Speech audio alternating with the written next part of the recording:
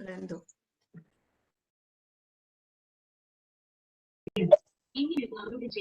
Yutika ji, we can start. Perfect. Namaskar and a very good afternoon to everyone. I welcome you to another session of our program, An Ode to the Glorious Past.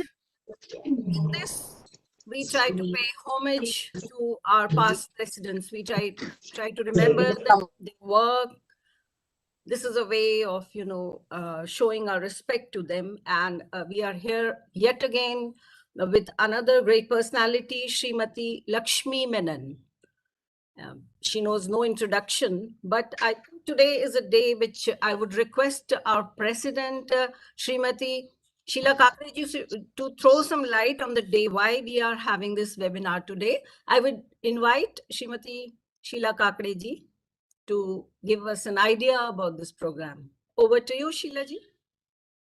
Thank you, Yutika ji, and namaskar and welcome to all my dear sisters and the guests who have joined in today's webinar, taking us on the virtual journey with All India Women's Conference, along with the most versatile 24th President, Srimati Lakshmi Menon, from January 1955 to December 1957.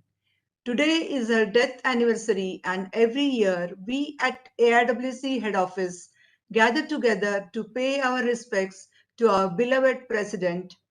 We have taken this opportunity today to do it virtually with you all. We will be in silence for next 2 minutes and then continue.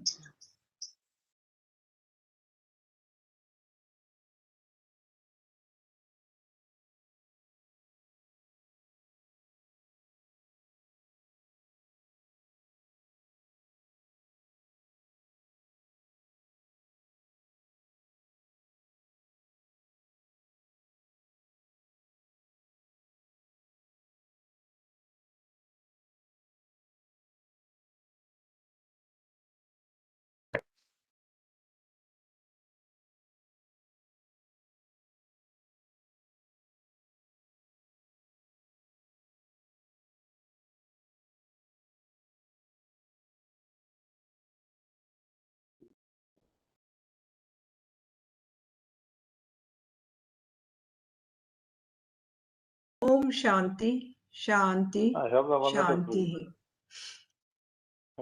On behalf of All India Women's Conference family, I welcome our speakers, Dr. Shashi Tharoor, Shri T.P. Srinivasan, Professor Indira Ramarao, Mrs. Bhuvaneshwari Ravindran, Dr. Vijay Lakshmi, and VP Ashita Sharan, Zonal Organizer Usha Nair, who have coordinated in arranging this session. I extend my gratitude to all the relatives who have shared their fond memories of Srimati Lakshmi Menon in the videos for all of us. I cannot forget special blessings by respected Indiraji Pillai, Usha Nairji's mother.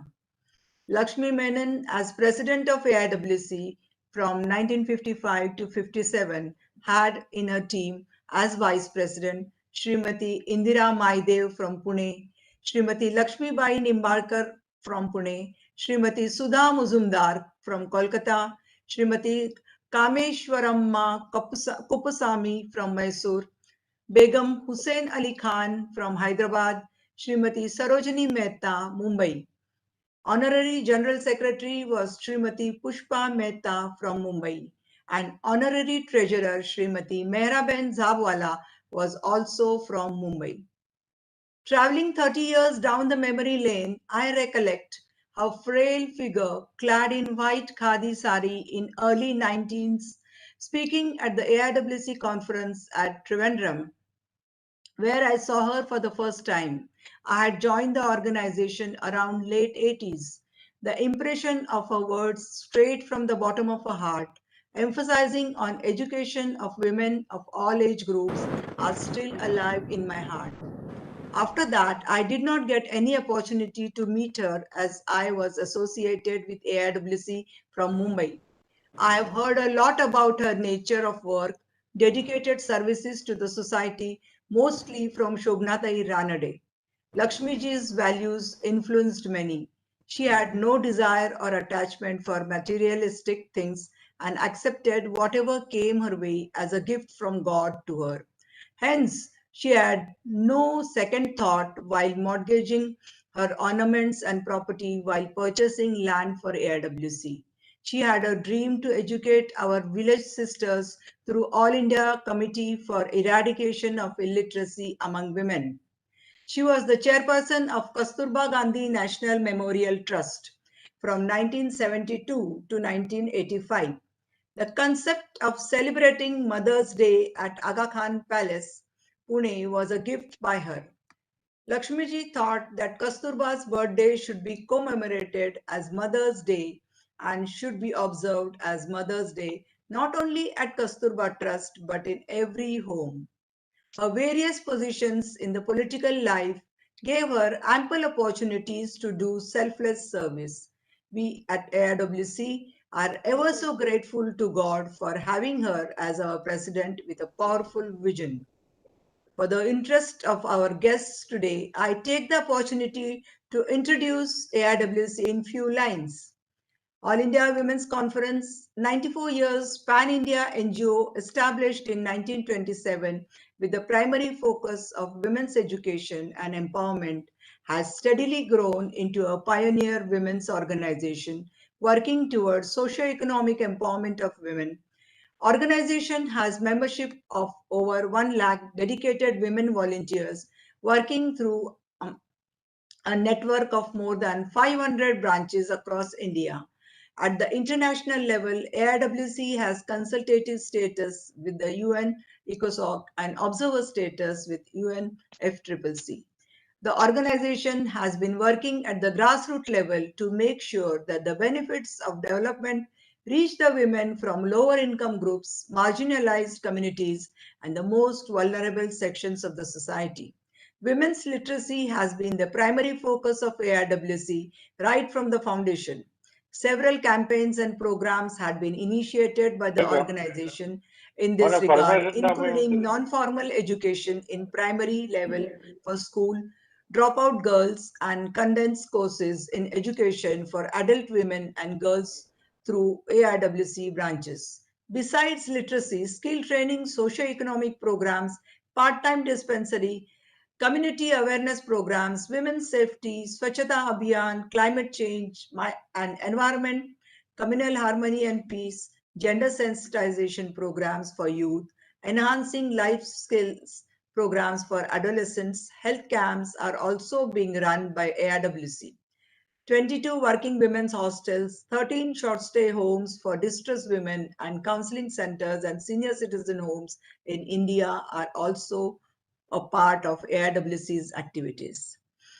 Thank you all for giving me a patient hearing. I hand over to Yutikaji to move forward. Thank you. Thank you, Sheila ji. Thank you for those words of, telling us about how Srimati Lakshmi Menon was instrumental in beginning so many things. She began so many programs and all. Truly a person whose work spoke more than the words. That's where we are with her.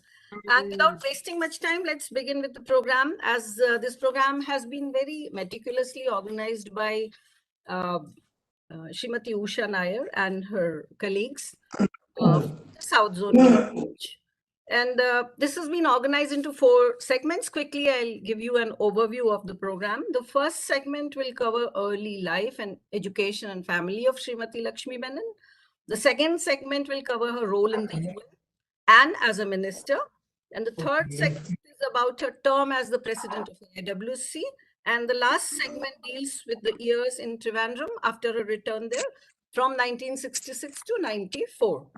So let's begin the program with the first segment, where we are going to hear about the life, education, and family of Srimati Lakshmi Menon, our 24th president. And for this, I would like to invite Srimati Bhuvaneshwari Ravindran. She has a PowerPoint presentation and has some videos to show. Srimati Bhuvaneshwari Ravindran. Excuse me, please. Yeah. Excuse me. Yeah. Can you just interrupt, please? I think the YouTube, there will be YouTube streaming, but it's not started. So I just thought Just started. It has started? Yes, Okay. I'm sending the link soon. Okay, thank you. Okay, so I resume here. Mrs. Bhuvaneshwari is presently the secretary and standing committee member from Suvarna branch of Kozhikode branch of AWC. She is the vice president of the Saksham branch. This is an organization working for the benefit of persons with disabilities and a member of Bharatiya Vichar Kendram. She retired as the director in the Ministry of Home Affairs and served in various capacities in the Ministries of Commerce and Industry and in several, ministries in high positions, and has part of her official duties. She has traveled to several countries all over the world. So I now invite you, Bhuvaneshwari ji, with your presentation and your talk. Thank you. You can share your screen. Yeah. Is it visible? Yes. Yes. I'll send the link also. Oh, okay. Thank you. Thank you, Sheila. A very good afternoon to all of you. Thank you, Dr. Yutika, for those nice, kind words. First of all, let me thank for giving me this opportunity to make this presentation today about Srimati Lakshmi and Menon, the 24th president of AIWC. It's a great honor for me from the South Zone to be a part of today's program. Particularly today being her death anniversary, it's all the more apt today for having this webinar. In my segment, I will be covering her life in general, about her family, her childhood memories, education, marriage, and career in general. After the presentation, there are 4 videos which I'll present. Now, I move on to my presentation. Mrs. Lakshmi Menon was born in an aristocratic Nair family in Travancore on 27th March 1899. This is the photograph of her father, Sri M. Ramavarma Tampan. He was an eminent educationalist and a reformist and a postgraduate of those days, which was a rarity those days. Incidentally, he was also the principal of Zamorin's Guruvayurappan College, which is one of the prestigious educational institutions in Kozhikode from 1924 to 27. Mrs. Lakshmi Menon's mother, Srimati Madhavi Kuttiyamma, left for heavenly abode when Lakshmi was just 6 years old. Her mother was also 24 years only. Then young Lakshmi was brought up by her grandmother, Lakshmi Kuttiyamma, and she had 3 siblings, 1 elder sister and 2 brothers.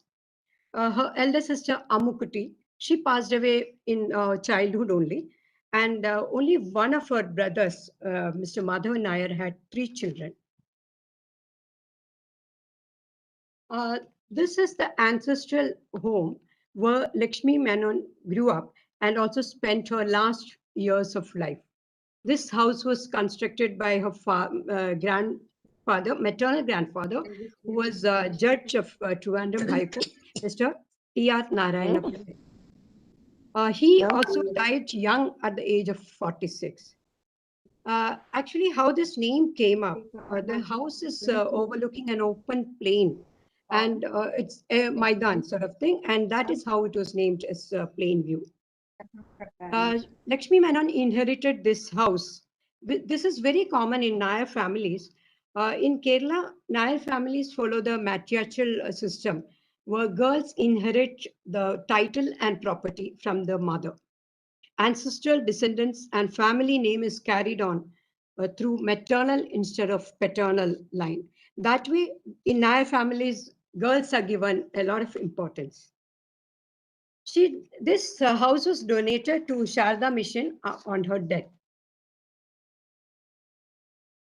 Now, we have an audio excerpt from an interview of Mrs. Menon with Madhavi Ravindranath, director AIR, where she talks about her childhood and recalls the day she lost her mother, and also how her grandmother brought her up and what guided her conduct and behavior. I'll play the audio. The other things, the next thing that I remember very closely is my mother's death. She was all right, and we used to sit behind her when she played the veena.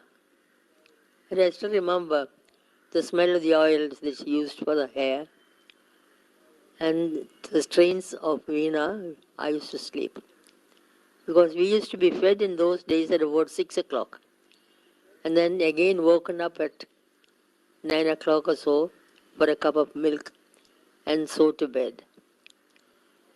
And then suddenly one fine morning, when we were getting ready to go to school, my father said, "The children shall not go to school today." And we went to the other building where we had the kitchen and did not know what was happening here.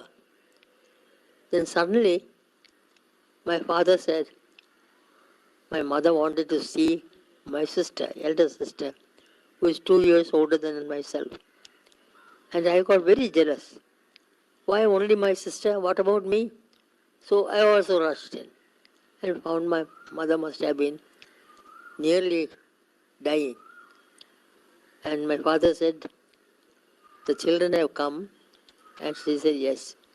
And then we heard nothing more about it except that she was being prepared to go to the funeral pyre. After that, of course, we did not know what death is, what our loss of mother meant, but we found my grandmother crying and not getting up at all.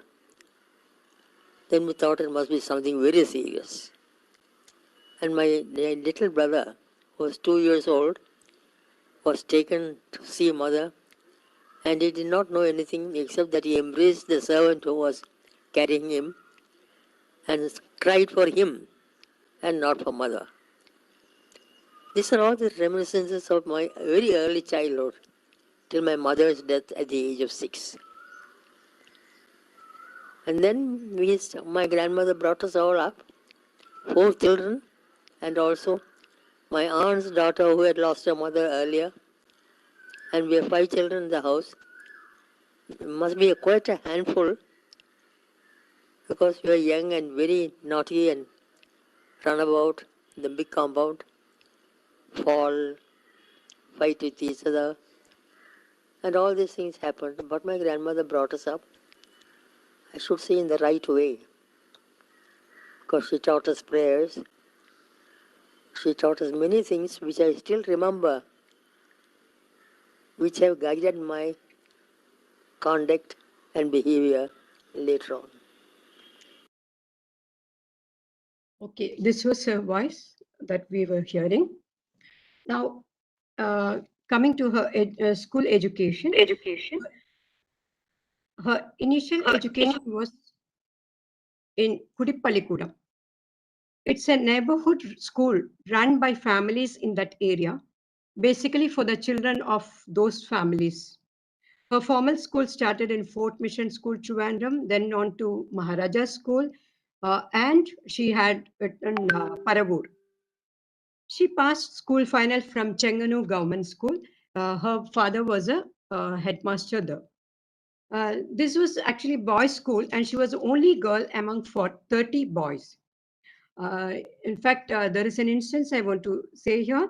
Generally, Lakshmi liked to talk a lot, but she was not able to speak to anyone in the school since all were boys and she was the only girl. So one day she came back and complained to her father, "If it goes on like this, I'll soon forget to even speak." So that is how bad she felt about keeping silent for such a long time. Then about her higher education, she did her BA from Maharaja's Arts College, then MA she did privately from Trivandrum, Maharaja's High School. She was teaching in Maharaja's High School at that time. And then teacher's training course she did from Lady Whittington College, Madras. Then she went on to London to study in Maria Gray Training College. This was here in London that she met Pandit Nehru for the first time in 1927. She then did her LLB from Lucknow University. That was after her marriage to Professor Nandan Menon. About her career, my focus will be on teaching career because other things are covered by others. She says teaching was her first love. In her article on Second String to My Bow, she says she was often asked why she chose politics as a career. Then the two quotes here, which are on the screen, are her responses on how being a teacher positively influenced her career as parliamentarian. I found them very interesting, so I put this quote over here. I'm not going to read that because it's already there on the screen. She went on to start, her first job was in Queen Mary's College, Madras, as a lecturer in 1922. In one of her interviews, she told that before she got this job in Queen Mary's College, she had applied for a job in the Women's College, Trivandrum, but that she did not get. The reason given was she had excessive interest in public affairs. Actually, it's a very common knowledge that those days there were several such instances where such highly qualified persons were denied jobs just because they had such inclinations. And in Madras, this was also the period when she connected with several WIA and AIWC stalwarts like Kamala Devi Chattopadhyay, Muthulakshmi Reddy, Margaret Curzon, Sarojini Naidu. In particular, she was very close to Sarojini Naidu and even her family. Sarojini Naidu became her mentor and prompted her to join AWC in 1928. Then she went on to teach in Girls' High School, Kolkata, Isabella Thebam College in Lucknow, and became principal Women's Training College in Patna. From 1952 onwards, she was a state commissioner for guides in Bihar. She, in fact, her association with Scouts and Guides had started quite much earlier, around the time when Baden Powell and Annie Besant had started the Scouts movement in India. In 1920, when Sri B.K. Krishna Menon started the movement in the Malabar region of Kerala, same time she had initiated the movement in Travancore. As I already said, there are separate sessions on Lakshmi Menon's career as a diplomat, parliamentarian, work with AIWC, and also post-1966 period where after she retired from active politics. So I'll not be speaking on those. I would just like to make a mention about the Padma Bhushan award which she received in 1957 for her outstanding work in public affairs. She was the first woman from Kerala to receive this award. We in AWC can be proud of the fact that this award was bestowed on her while she was a president of AWC. Of course, there's a long string of AWC members who have won this award in this honor, and Lakshmi Menon and several others after her continued this legacy. In the very recent past, Srimati Sarojini Varadappan and Srimati Shobhana Ranade were also awarded Padma Bhushan in 2009 and 2011. There were other things also, like her great role in the insurance sector as the director of LIC. Then she was also involved with the setting up of the ISRO in Tumba, in Trivandrum. I'll come to her marriage with Professor Nandan Menon. She met Professor V.K. Nandan Menon in Kolkata in a mutual friend's house. Mr. Menon at that time was a lecturer in political science at the University of Lucknow. They got married on 12th May 1930. That time she was already 31 years old, and those days it was actually considered very unusual for a girl to get married so late. It was a simple marriage function at Lucknow at Mr. Menon's friend Mr. Gupta's house. They both were very well qualified and came from similar social and academic background. They had 44 years of happy married life. Sadly, they had no children. Now, talking of this couple, this extraordinary couple, both were temperamentally very different, but totally compatible. Mr. Nandan Menon preferred a quiet life. He was gentle, calm, and spoke very little, very mild-spoken person. But Lakshmi Menon was always throbbing with energy, active, exuberant, and a public figure. Mr. Menon had given a free hand to his wife in all domestic matters. And Lakshmi Menon actually very happily accepted the role and entirely took care of the household, managing everything despite her busy schedules, even while she was a minister. She had told this in an interview also. Very happy she was to do that. They both liked reading a lot. Now, Professor Nandan Menon had a huge collection of books, which was donated to the Trivandrum Public Library. And I have a photograph here on the screen, which is that library. Then about Mr. Menon, Mr. Menon was very quiet, but he had a subtle sense of humor. I'll just tell one or two instances of that. In fact, Mr. Menon likes to keep everything neat and tidy, particularly his bookshelf. Books were kept very orderly. But whenever he noticed any book or things out of place, he would just say, "Oh, I'm sure Kuttiyamma must have gone this way." By Kuttiyamma, he was referring to Lakshmi Menon. He used to call, she used to be called Kutti at home. So, and another instance I want to say here is when those who are very close to them come visiting them, he used to ask them, "Did you see the deputy minister? You should see her first." Meaning that after all, she is a minister and she is the more important person to be seen first.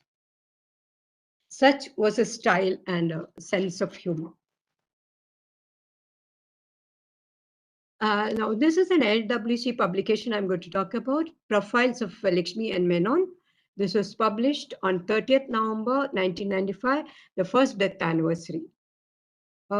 This book, I found that the best way to, her personality was par excellence in several ways.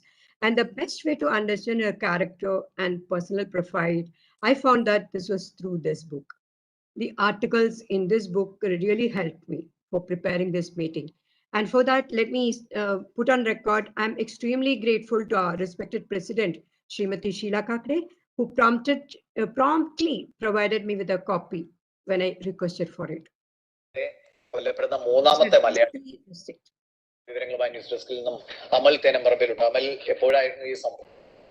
Now, this is a copy of from the book, editorial committee of that book, where you can see a number of familiar persons' names. Shobhana Ranade was a convener, and our zonal organizer, Usha Nayar's mother, Srimati Indira Ramakrishna Pillai, was also a member of this committee. Incidentally, Mrs. Pillai had shared some interesting anecdotes about her first meeting with Lakshmi Menon and also her close connection to her in later years. That I found it on the net.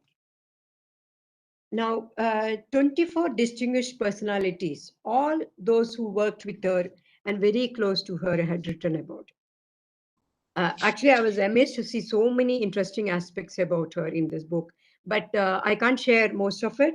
I'm just sharing a few of them as samples. Several of the articles said had references about her active involvement with the AICEIW, an institution which she was a founder.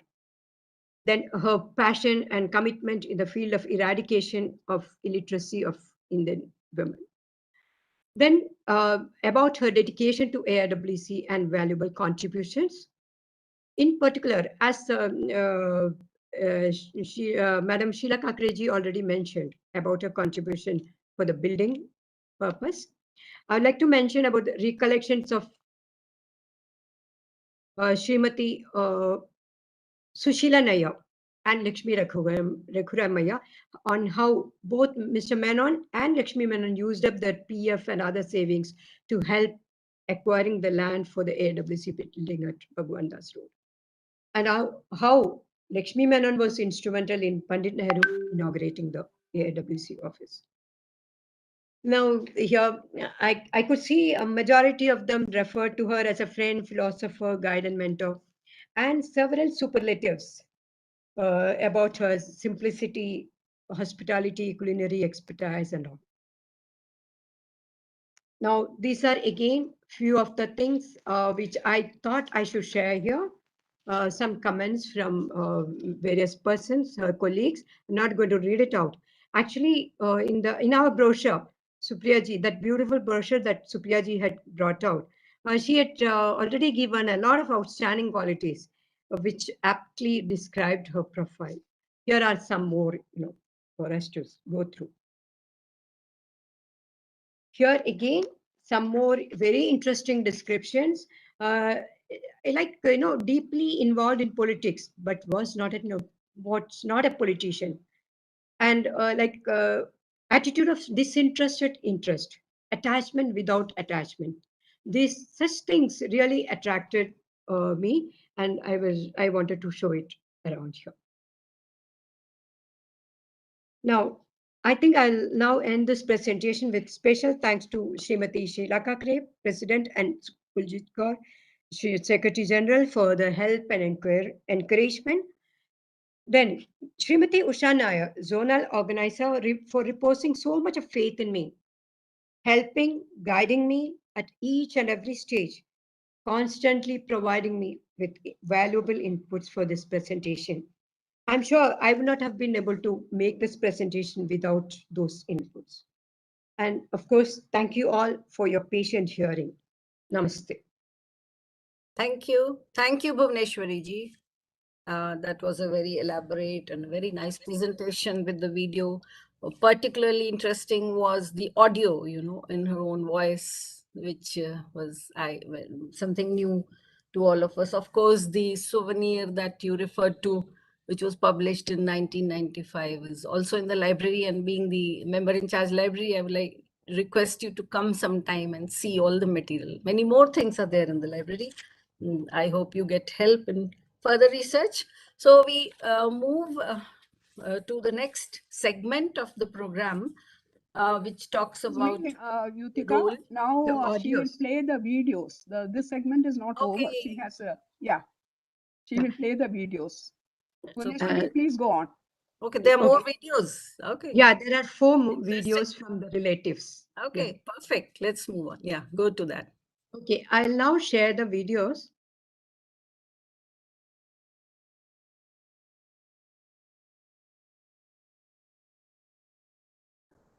Just give me a minute. I'll open it. And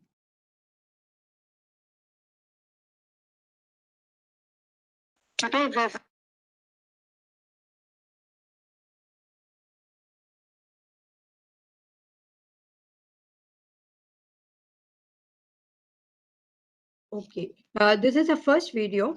It's of an interaction with Srimati Shanta Prahlad, wife of Mr. K.M. Prahlad, who was Mrs. Menon's brother, Madhav Nair's third son. Incidentally, I would like, Mr. Prahlad passed away last year on 26 November. It is his wife who will be talking to us. Mrs. Shanta is also from the same family. I'll play the video now. Srimati Shanta Prahlad from Delhi with us. Welcome, Mrs. Prahlad.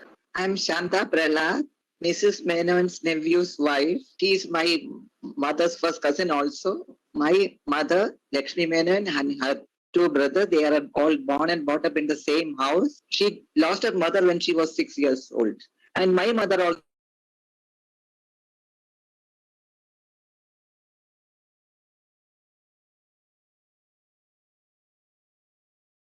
We can't. In front of their house, there was a very big pond. So grandmother used to take them to give them bath.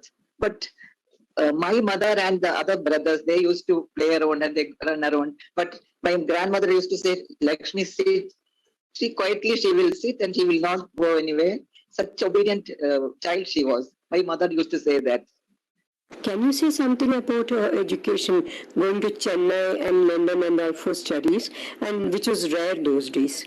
She was influenced by her father. He was a learned man. He was MA that time. And he was the principal of Samarin's College from 1924 to 1927. He was such a kind-hearted man. After finishing her studies from Trivandrum, she went to Madras, then to Lucknow, and from there she went to London. She was the first Nair lady MA. So she got a gold medal from some Nairs. So that medal is with me. She gifted it to me, so I am kept it. One small incident I want to say. Whenever Mrs. Menon comes to Delhi to attend meetings, she used to stay with us. My husband was interested in solving crossword puzzles those days. One word he could not solve. Then he asked, we used to call her Putti Chechi. Putti Chechi, what is the name of the countryside liquor shop? Immediately she said, speak easy. Speak easy. Okay. Yeah. Those days, she remembers everything. And her memory was very sharp. Her vocabulary was wonderful. Was it at the Masjid Note house where she used to come? Yeah. Whenever she comes here, she will always invite Dr. Sushila Nair, Ashoka Gupta, and Miss Rana De. So for breakfast, they all will come. But my aunt, Kuti Chechi, we call her Kuti Chechi, she's always in a hurry. When they come, they will all sit near the table. Shanta, serve food, Shanta. But they were always in a hurry. But immediately I will manage to serve. But they used to enjoy my breakfast. When she was based in Trivandrum, or? Yeah. She was in Trivandrum only. By that time, she lost her husband also, Mr. Nandan Menon. He was the Vice Chancellor of Kerala. Mrs. Menon was a very simple person in the sense that she always dressed in a very simple way with no ornaments and no makeup or anything. Can you tell us something about her personal habits? Yeah, she used to wear only khadi sarees, but later on she had started wearing white handloom sarees. And she had very little hair. With a black thread hairband, she used to tie her hair. That was her makeup, nothing more. One watch she used to wear. Cooking, she was an expert in, but whatever is available in the compound, she will not buy any vegetables in Trivandrum. Spices she can't have. So without chilies, we will cook for her. Whenever she comes to Delhi also, I used to cook without chilies. But last visit, she asked for some pickle. That was before her death, her last visit to Delhi. It's 1 year or some few months back. I don't remember that. Because I remember meeting her in Delhi when she was already in her 90s. Yeah. Till then. Yes. Now, a photograph of Mr. Prahlad, Mrs. Shanta Prahlad, and Arunima Menon with a smiling Mrs. Menon.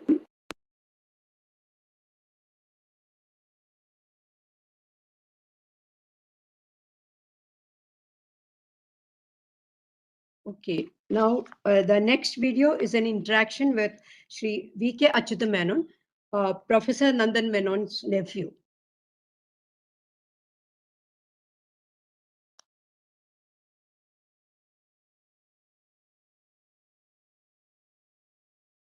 We have with us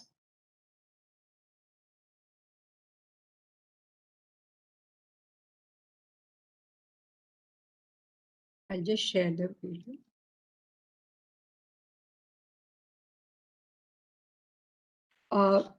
Mr. V.K. Achyuta Menon is a leading, he's an 86-year-old person, and he's settled in Trichy district.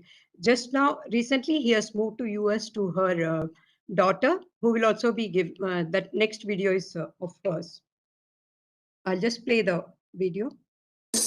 Sri V.K. Achyuta Menon, who is nephew of Srimati Lakshmi Menon's husband, Professor Nandan Menon. A very good afternoon to you, sir. Lakshmi Menon used to be the wife of my maternal uncle, and they used to live in Patma.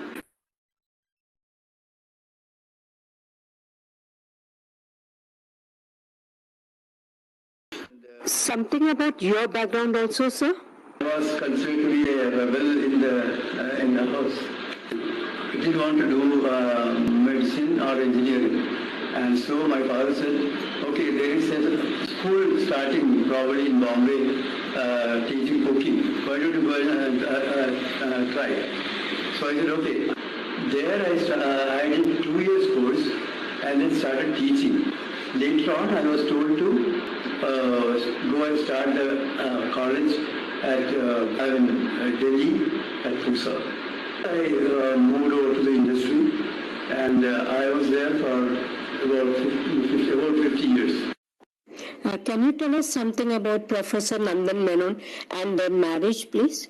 He used to be teaching in Patma University, and while he was there, he was also the vice chancellor of that university. Then he was invited to Kerala to be the vice chancellor of Kerala University, and he stayed here for 2 or 3 years and then went back. After going back from here, he started teaching again in Patna and then started the institute called Indian Institute of Public Administration. He is the founder, and he used to take a lot of interest in the building of the place. About their marriage, we have heard one interesting thing. Her father used to say that Nandan deserves Kuti and not the other way around, even though we used to say Kuti deserved Nandan. Any memories about your stay with Mrs. Menon in Delhi? I was staying with her from 63 onwards. There used to be a lot of Congress big wigs coming home. She was a regular host, but for arranging all these sort of things, she was the only person who used to do all the work. She used to be the parliamentary secretary to the Prime Minister Nehru. And continuing there, she was made Deputy Minister, External Affairs, and promoted later as Minister of State for External Affairs. Now some family photographs.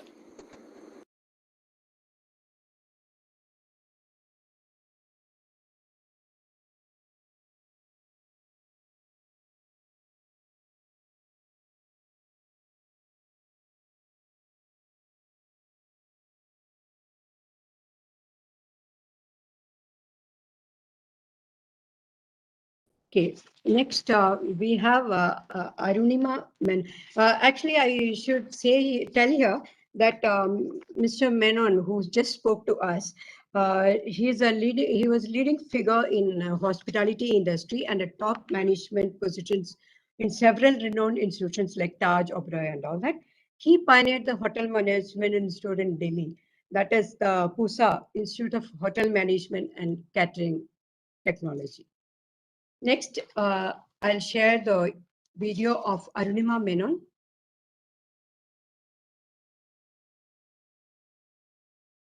I'm Arunima Menon.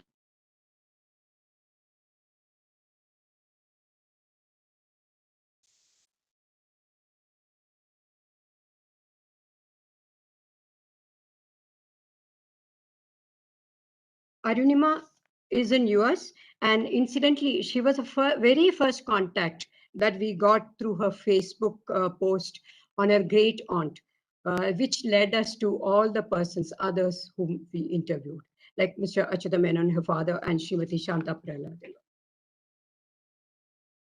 And I'm Srimati Lakshmi and Menon's grandniece. My paternal grandmother, Srimati Leela B. Menon, was her sister-in-law. My great uncle, Sri Vijay Nandan Menon, was my grandmother's oldest brother. My earliest memories of Kuttiyamai are when I was about 4 years old and having dinner at our ancestral house in Thrissur with my great uncle and her. I remember someone pouring water for me in a glass, and I quickly picked it up and toasted, saying cheers. And my great uncle started laughing in his hearty fashion. I remember that so well. Unfortunately, a year later, my memory is of his funeral, again in our ancestral house in Thrissur, and I remember seeing Kuttiyamai, her eyes full of tears, watching as the funeral pyre burnt. Kuttiyamai continued her close contact with her in-laws, with my grandmother and all her husband's other siblings, but she was very attached to my grandmother and my father, because she visited us wherever we lived in India, first in Bangalore and then in New Delhi as well, where we got to see her more often. When we were in Delhi, I was studying there and I got to spend much more time with her because she often stayed with us when she was in Delhi. She would come for all her All India Women's Conference meetings in Delhi, and when she stayed with us, one thing I noticed about her was that in those days she was already in her 90s, quite frail, but she never stayed quiet for a second. She would be up in the morning, and as soon as she woke up and had got ready, she would come straight into the kitchen. Often she would just come in her nightgown and start helping my mother with breakfast preparations or whatever my mother was doing in the kitchen. And then she would go get ready, have her meal, and then leave. And similarly, when she came back from her meetings at AIWC, she would wash up and come straight back to help my mother in the kitchen, to do whatever she was doing. You know, she never stayed quiet for a second, even when she was in her 90s. I remember the people who visited her then were Srimati Sushila Nair, and I remember once Srimati Vasant Sathe visiting us when she stayed with us. Kuttiyamai liked being in the kitchen, and she always, scolded my mother, saying that you use too many vessels. A dish rather that she liked making was vegetable au gratin. She made it really well, and she generally liked a bland diet. And when we visited her in her Trivandrum house, Plainview, she grew a lot of stuff in her backyard in her house there, and I remember her collecting and giving my mother a whole lot of bay leaves from the tree that grew in her backyard. Kuttiyamai really cared about everyone, like I said, from the smallest to the highest in terms of social pecking order. That's one thing I always remember about her. I used to like writing letters, and she also loved writing letters, and so we wrote often and regularly to each other, sharing everything. One thing she emphasized was that she always wanted women to be financially and economically independent before they ventured into marriage, because she felt that that was a big security for their own futures. She was one person who was very honest. What she said is what she did. There was no duality in anything she said or did. So she was such an example for us growing. This is the key to the city of San Francisco that Kuttiyamai received. As you can see, her name is here, Madame Lakshmi and Menon. This is one of the only keepsakes that I had, which she gave me as a gift. And it's a very precious memory for me.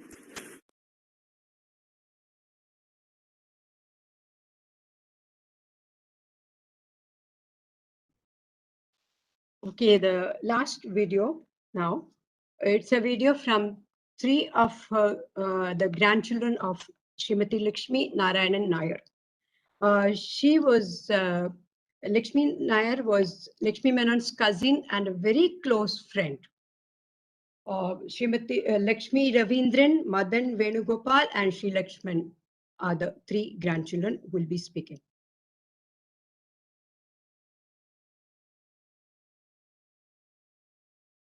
I'm Lakshmi Ravindran.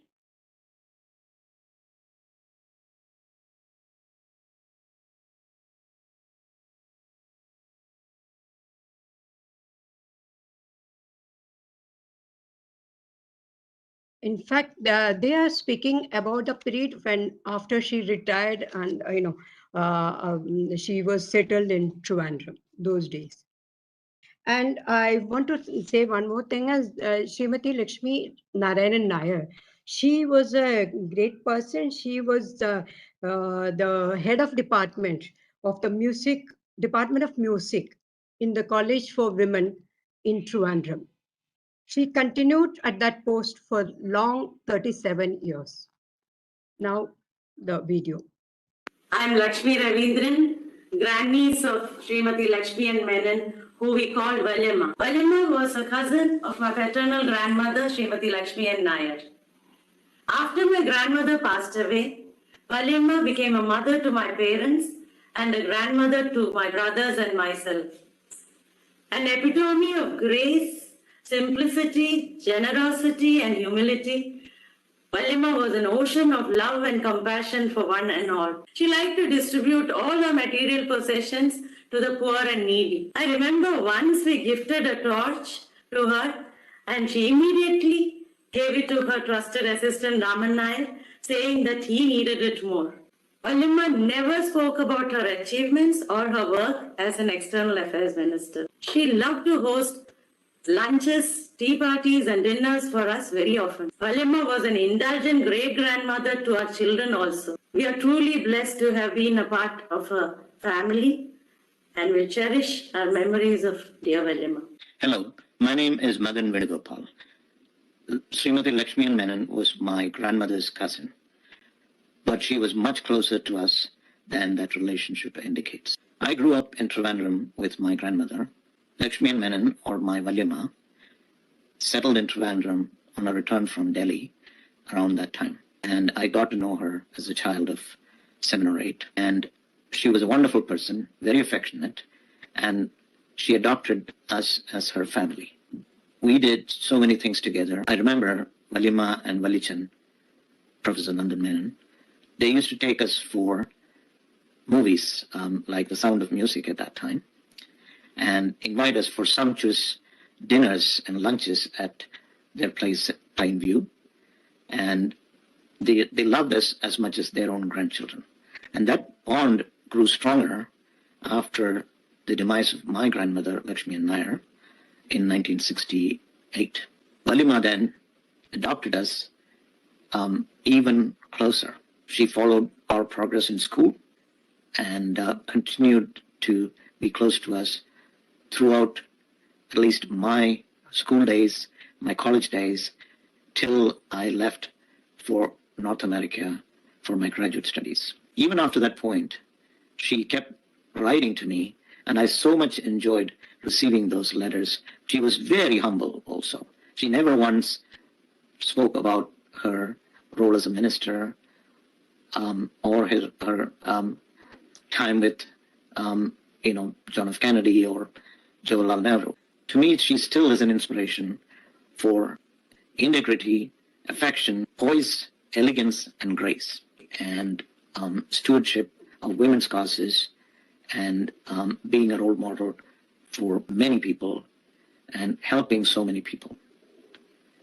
I so cherish my time with her and being part of her life, and she being part of our life.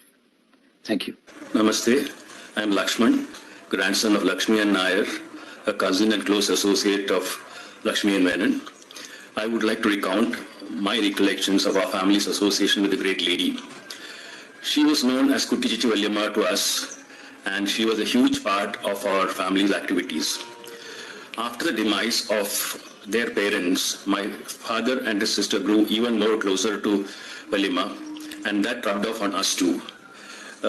She was part of all our get-togethers, all other activities connected with our family. Valyamma lived in her palatial ancestral home, which is quite near the Secretariat in Trivandrum. And we used to be regular visitors there, and the house is so big inside and outside that we children had enough place to run around and play. Valyamma used to take my brother and me to the Trivandrum beach and the backwaters nearby. On one such trip to the beach, she took the car to the airport and took us into one of the aircraft which was parked there, a folk of friendship if I remember right. The pilot and the hostesses were enthusiastic and showed us around the plane, and also took us into the cockpit, which is quite different from the dashboard of a car as far as I was concerned. On the way out, the hostesses filled our pockets with toffees and the like. This was an experience which I would never ever forget. After I left to Bombay in the early 1980s to take up employment, I used to write to her regularly, and her replies were very, very prompt. And on her visits to the city of Bombay, she used to insist on me having dinner with us. Usually she used to stay with family of 4 spinster sisters called Puvayas. They had this cute little cottage at the foot of Malabar Hill. So every time she came, she insisted on my going there and meeting her and having a meal with her. Our family is truly blessed to have had Valima amongst us. Lakshmi Nair, cousin and close friend of Lakshmi and Menon. With Lakshmi Nair's grandchildren and their families.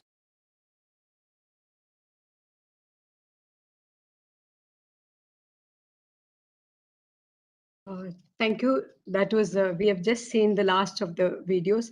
I hope these videos would have given a glimpse of into her life. Thank you all for being so patient. Thank you. Thank you, Bhuvneshwari ji. It was an amazing collection of videos and photographs, and it was really good to hear all that from so many family members are still there, and they are narrating their memories and reminiscences. That was truly interesting and gave us insight into her life. Thank you so much. That was a great collection. And I especially like the archival photographs. They were so rare, we had never seen them earlier. Thank you. Now we move on to the second segment of the program, where we are going to hear about her work with the UN and the Ministry of External Affairs. For this, I would like to invite Srimati Usha Nair ji to briefly just, you may introduce this segment and the videos that we are going to have. Srimati Usha Nair is the zonal organizer, South Zone B of AIWC, and has worked in several positions since 2002 in the AIWC. And she was the member in charge of climate change programs and was instrumental in getting the observer status for AIWC in 2013, and has represented AIWC in the several UN bodies and in programs which she has carried out. She has worked for 28 years as an officer in the Syndicate Bank and is a freelance writer and editor. So over to you, Usha ji, to introduce the second segment for us. Thank you. Thank you, Yutika. Namaskar. I first of all thank head office bearer Srila Kakre ji and Kuljit ji, Rehana ji for giving us the opportunity to prepare this webinar. The South Zone B with branches in Kerala and Karnataka, we have prepared this webinar. I am very grateful to head office for giving us this great opportunity. This is the second segment of this webinar, and we focus on her as the country's representative at the UN. And she has worked in several arms of the UN. As you can see, we are just sharing a PPT. Just one slide. Next one, Bhuvneshwari. Yeah, these are just a gist of what she had done at the UN. So we have a video by Dr. Shashi Tharoor.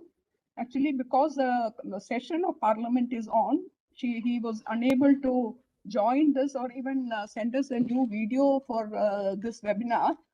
So what we are showing here is the excerpts from the talk that he delivered on 30th November 2020, that is last year, when we had commemorative webinar for Mrs. Lakshmi and Menon, and we are reproducing the portion where he talks about her work with the UN and what her great contributions have been there. So I request Bhuvneshwari to please play the video. Okay. To tell you that if you look at her time at the United Nations, it was quite remarkable that along with her illustrious female contemporaries like Hansa Mehta, who is now also being rehabilitated a bit in the popular imagination, Begum Hamid Ali, and of course Vijay Lakshmi Pandit, the best known of the lot, sister of Jawaharlal Nehru and president of the UN General Assembly, Lakshmi Menon's role in the United Nations has been recognized and celebrated for her pivotal role in advocating the cause of gender equality during the formative years of the United Nations. Scholars and experts studying India's contribution to the Universal Declaration of Human Rights point out that these Indian women, and these four in particular, the four I've just named, played the most crucial role in the drafting of the Universal Declaration of Human Rights. Not just, by the way, in the name of women's rights alone, but by ensuring the preservation of secular language and approaches to human rights, and at the same time stressing the indivisibility of human rights and the entire idea of non-discrimination, as well as the right to work. I'll give you one example, of course, in terms of the business of gender-neutral language. The draft of the original charter, the original Universal Declaration of Human Rights, had somewhat old-fashioned, or what I might today call patriarchal or paternalistic language, such as all men are born free and equal in dignity and rights. They are endowed by nature with reason and conscience and should act towards one another like brothers. So all men and brothers. The assumption was, again, very paternalistic and anything but, I would say, equality was failed to be reflected in the language. So coming back to you on this subject, that draft was rightly objected to by Lakshmi and Menon. And she said she was the Indian representative to the third committee of the United Nations General Assembly that was trying to adopt this draft. And she said, you have to modify this language. How can you exclude women in this way? And it was her efforts that led to the final text of Article 1 of the UN Declaration of Human Rights, which said all human beings, it now says, all human beings are born free and equal in dignity and rights. They are endowed with reason and conscience and should act towards one another in a spirit of brotherhood. Even brotherhood was a concession to the men there, but not like brothers, which would have been totally sexist language. So she had an opportunity to speak about her approach during the drafting of the UN Declaration of Human Rights. And Lakshmi Menon said at that time, and I quote, "The full significance of the Indian delegation's attitude in the third committee could only be understood when considered in relation to the decision taken by the Indian Constituent Assembly to include in the constitution of our country the same rights and freedoms as were proclaimed in the declaration." So the Universal Declaration of Human Rights was born from the need to reaffirm those rights after their violation during the war.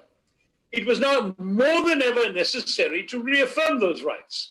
The remedies to be applied to humanity had to be adapted to the seriousness of the conditions in which it lived.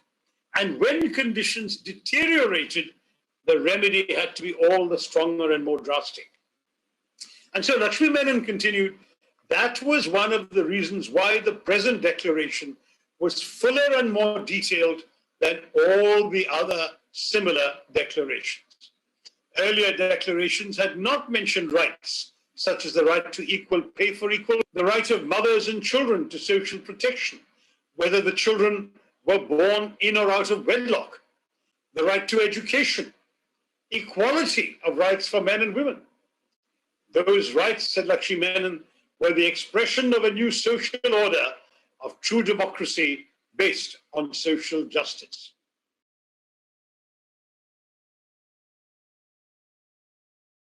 Thank you, Bhuneshwari. So after listening to that account of her remarkable work at the United Nations, now we move on to the second part of this segment.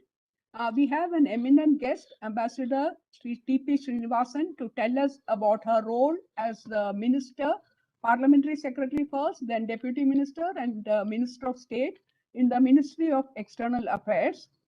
I request Yutika to please thank you. Yeah, thank you, Ushaji. I'll introduce. And take on the session. Yes. Thank you, Ushaji. So I would request Shri T.P. Srinivasan. He's an IFS for 37 years and retired in 2004. A former ambassador and permanent representative of India to the United Nations in Vienna. And he also represented the IAEA, the International Atomic Energy Agency. He represented India there. Then he was also ambassador in several places like Austria, Slovenia, he was there in the embassy in Washington, in Kenya, Nairobi, Fiji, and several other states and nations. And he served in various capitals of the world like Delhi, Tokyo, Thimphu, Moscow, New York, and Yangon. He has almost 20 years experience in multilateral diplomacy and has represented India at a number of international conferences organized by the UN. And he also represented India in the Commonwealth and the non-aligned movement, and has chaired several committees and conferences of the UN. He's currently the head of the Council of Higher Education of the state of Kerala. We invite you, sir, to take over the stage and give your talk on Srimati Lakshmi Menon as the minister in the Ministry of External Affairs. Over to you, sir. Thank you very much. I'm also grateful to Mrs. Usha Nair for asking me to be here. Well, it has been an hour of education for me because I very carefully heard all the presentations and the videos, because I had never seen Mrs. Lakshmi Menon, even though she had come to Trivandrum, and I happened to be from Trivandrum, but I was always away from Trivandrum when she was here.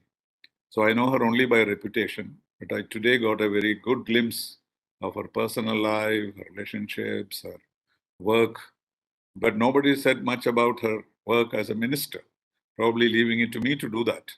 But I can say that there is very little information on that, as those relatives pointed out. She never spoke about her role as a minister in the external affairs, if she could help it. And therefore, I had to dig up several documents. Mr. G. Kumar Ulay's book, he himself starts by saying that there is very little information on her, particularly on her work at the Ministry of External Affairs. So it becomes a very difficult job.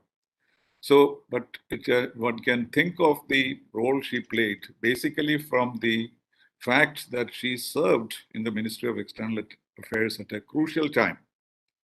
One thing is very important about India's foreign policy was because it was created by one person, Jawaharlal Nehru.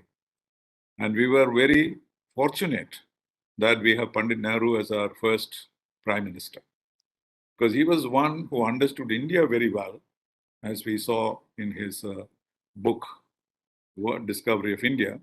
And he knew the world very well, as we know from his book, Glimpses of World History. And he wrote them in jail, not out of encyclopedias or Wikipedias or internet. So that shows the depth of his understanding of the country and the world. And that is why he was able to single-handedly create a foreign policy for India. And if you look at the history of his association with Lakshmi Menon, we'll realize that it was at that period that she was first his parliamentary secretary, which means a very important position. It is something like a special advisor or a special assistant in these days for the ministers, plus the additional possibility of her appearing in the parliament, because she had a role in the parliament also. So though we do not have much of what she wrote or what she advised Pandit Nehru to do, it is very, very clear that it was at that crucial point that she was there. And she must have contributed vastly, if not in formulating policy, but at least in presenting it and projecting it to the people. And that is what I noticed. Her experience, about which Shashi Tharoor spoke just now, in the UN is also very interesting for me, because many of these bodies, I have myself been the second committee and the third committee of the United Nations and several other General Assembly conferences, etc. So in these places, individually you make a big mark by contributing to the thinking and also formulating. And India's contribution has always been, all these years, was that we always were for peace, of course, non-violent, of course, disarmament, of course, but also for amity among the countries. So our role was not really to seek something from the UN, but to give to the world our experience. And that is something that we taught to the world. And that is why, even when it was a poor country, when Mrs. Lakshmi Menon was in power, also it had no great resources. We did not have great friends because we are in the non-aligned movement. But still, India was able to shape the agenda of the United Nations. And that is where she has played a big role, because she went to several of these functional committees and functional fora. Of course, General Assembly and Security Council are more formal. But she went to these committees and she always reflected the feminine point of view, because at that time there was hardly any attention given to that. But her focus was more than international politics. Her focus was basically on social living in a new country and how it was shaping up. Maybe she would have been as good a minister of education or social welfare, because education was her real forte, not foreign policy. But it was very obvious that Pandit Nehru picked her up for very high responsibilities. She probably shied away from it, from what we hear.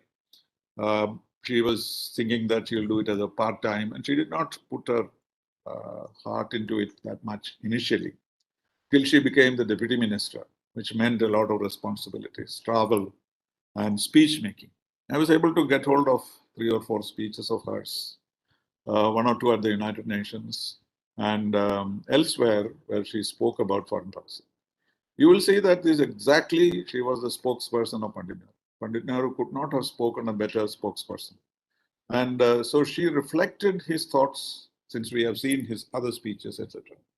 And with a sense of pride, she projected Pandit Nehru's foreign policy and gave it a rationale. And she virtually worshipped him. And she kept quoting from other people to say, without Pandit Nehru, what India could have been. It's not her words. So, and this we all know. There would have been no Indian foreign policy. There would have been no respect for India to this extent. And the kind of things that Pandit Nehru did for the UN and the foreign policy. Of course, we all blame him for taking the case of Kashmir to the United Nations. But the best explanation has been given by her, where she talks about Pandit Nehru not going to war the first year of his prime ministership. That would have been unthinkable. And though it is true that the United Nations did not help us with Kashmir, we learned this lesson. Don't go to the United Nations for help. Go to the United Nations to contribute to whether it is climate change or environment or decolonization or disarmament, whatever, you go there to share your experience. And that was Panditji's approach. And in Lakshmi and Menon's speeches, this comes out very clearly. And she rationalized non-aligned movement clearly when she said, as a newly free country, we wanted to be left alone to fulfill our destiny. And so she had a very clear sense that what Pandit Nehru was doing was to keep aloof from the geopolitical struggles of the world and carve out for India a place in the global geopolitics. So, though she is not her work or what files she wrote or what she recommended, all these we don't have. There is no such record. But looking at that time, particularly in 1962, I read a speech which she gave in 1962 in June, not before the Chinese aggression.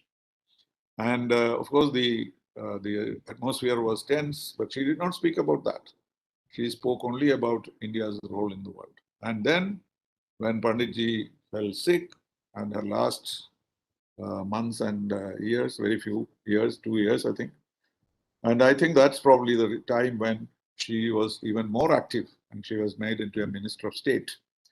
Of course, even today, the Minister of State is not a particularly functional role, because the Minister of External Affairs and the Prime Minister, they deal with foreign policy. And the Minister of State deals with appointments.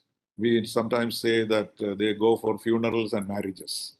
And this is the kind of role that is assigned to the Minister of State. It's not a very important assignment. But we can see that she was not in that kind of role. She was in the role of an advisor to the Prime Minister, to remind to him or recall to him those moments which were very relevant after 1962. So I suspect that from 1962 to 64, she played an extremely important role in the Prime Minister's life, Pandit Nehru's.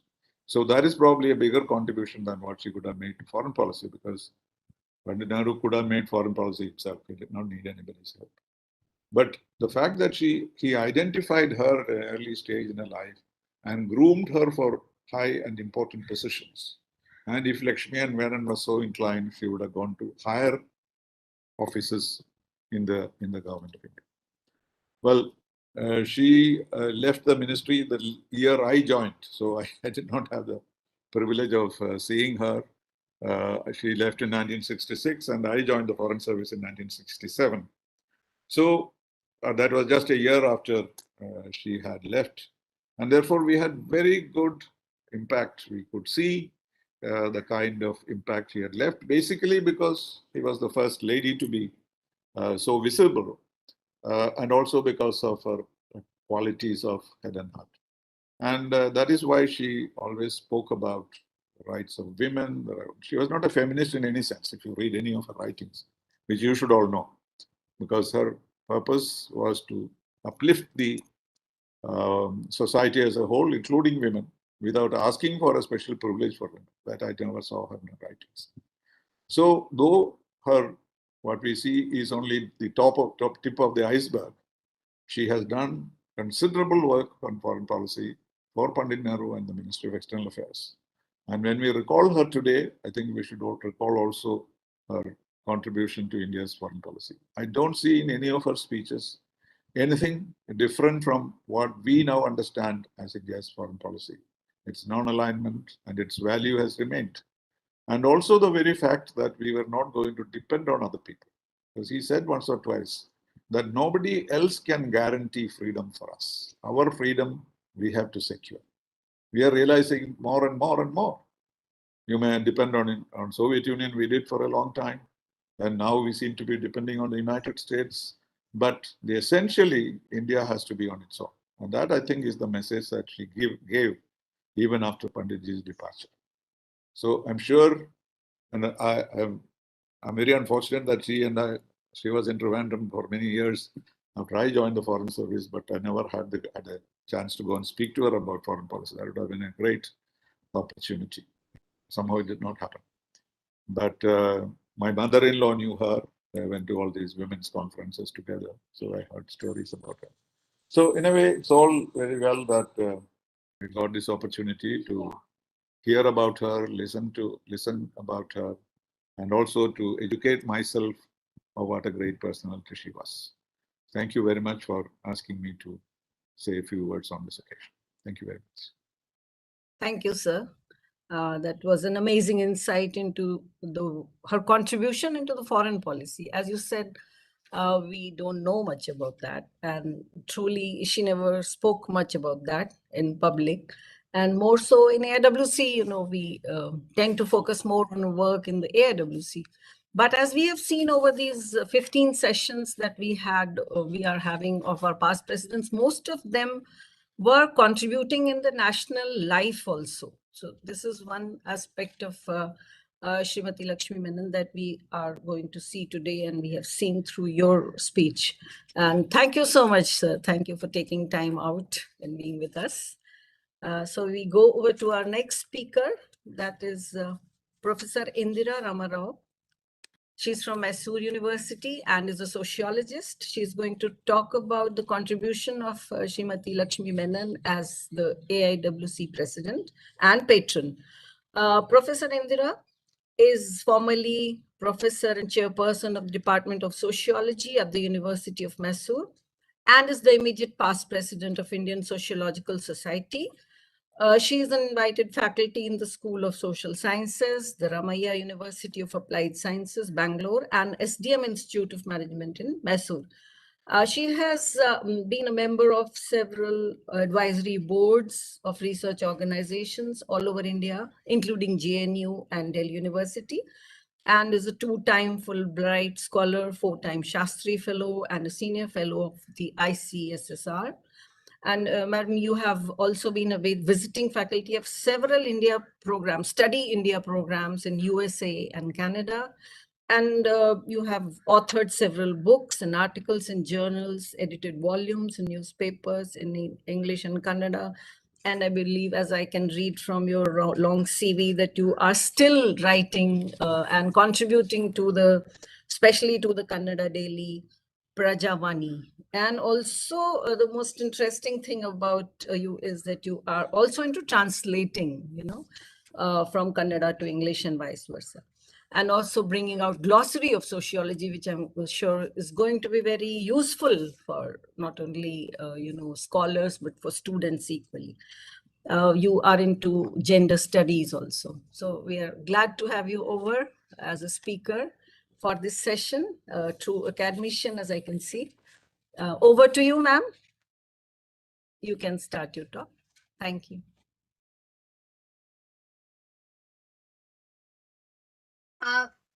Good evening. Namaste. Can you hear me? Yes. Yes. Yeah. Madam President, my sisters of the AIWC and all my friends, it's been a great pleasure part of this. The last few days have been a great learning experience for me. And I really don't have much to say because a lot has already been said about Lakshmi Menon and her life and her contributions. So I have made an attempt to understand her insights when she was president of the AIWC and then continued to be its patron. And so I must say that, like I've been hearing and I've also, it's been a great, what shall I say, for me an eye-opener to be part of all the trials that we have had and the meetings that have been arranged by Ushaji and friends here. Because the more I read about her, the more I hear about her, I must confess I feel very small. Because part of systems where people do little and speak so much about themselves. And here is a leader, a person who did so much and yet did not even showcase what she did.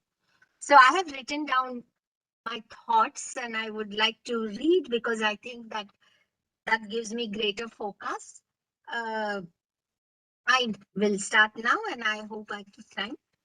Lakshmi Menon was in every sense of the word a leader par excellence, a multitasker, a social activist who put others above self, and a role model whose ideologies and actions carried a message that went well beyond the times. She first came into contact with the AIWC in 1928 when she was 29 years old and when its second session was held at Delhi. She described the AIWC as an organization which works for the welfare of this country, especially its women and children. Its goals include achievement of communal harmony, national unity, and national self-respect. Its aims and objectives, its ideals and dreams are for the establishment of a free, happy, and united India. End quote. Lakshmi Menon, who was the 24th president of AIWC, held that office from 1955 to 57. Prior to assuming office as its president, she was its secretary general and editor of its quarterly journal. This means that she became the president only after discharging many responsibilities in AIWC. To quote her, I have been through the entire range of offices of that the conference offers to its members. In fact, there is not one job that I have not done, from minute secretary to vice presidentship. Now the presidentship, I presume, is the recognition that years of devotion to the conference should be crowned with heavier responsibilities. Unquote. This gives a clear message to all those who aspire only for higher offices, even in civil society organizations, that it is necessary to climb the ladder from bottom to top and not try to reach the top rung directly. Discharging multiple responsibilities in bureaucracy, both at the national and international level, and yet finding time to take upon the responsibility of serving AIWC is a rare quality which shows that she's a true role model. Between 1948 and 1966, She held several key positions in national and international bodies and still found the time and space to take the responsibility of the presidentship of AIWC also during this period. The responsibilities she shouldered in this period, 1948 to 66, included alternate delegate India at UN General Assembly, head of UN section on status of women and children, member of Rajya Sabha, parliamentary secretary, deputy minister, and minister of state for external affairs. The fact that she was president of AIWC between 1955 and 1958, when she was a minister of state for external affairs, shows her concern for social activism and again conveys a clear message to those who always use their personal and professional standing not only to shy away from social engagement, but also to maintain a distance from the grassroots. The fact that she was conferred the Padma Bhushan, the third highest civilian award in India in the year 1957, when she was president of AIWC, and how she remained grounded and never lost the focus of her life, leaves us in awe about how a statesman of such an outstanding caliber could be so simple, humane, and people-centric. As president of AIWC, Lakshmi Menon's concern was always for women from the marginalized sections. Her work centered on the premise that women do not constitute a homogeneous category. The Constitution of India has conferred equal rights on all genders. But due to the socio-economic inequalities inherent in our society, there is a gap between conferment of equal rights and equal utilization of these rights. Women's emancipation can be achieved only when equality gets translated into equity, and Lakshmi Menon was conscious of this when she observed, I quote, "It's not enough that we secure rights and opportunities for women. We should also watch and see that these rights and opportunities are not infringed," unquote.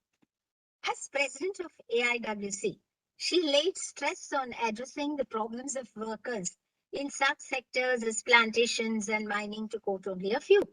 She also worked for creating educational opportunities for women who could not go to schools or colleges because she believed that learning was a lifelong experience because of the challenges they faced in their life.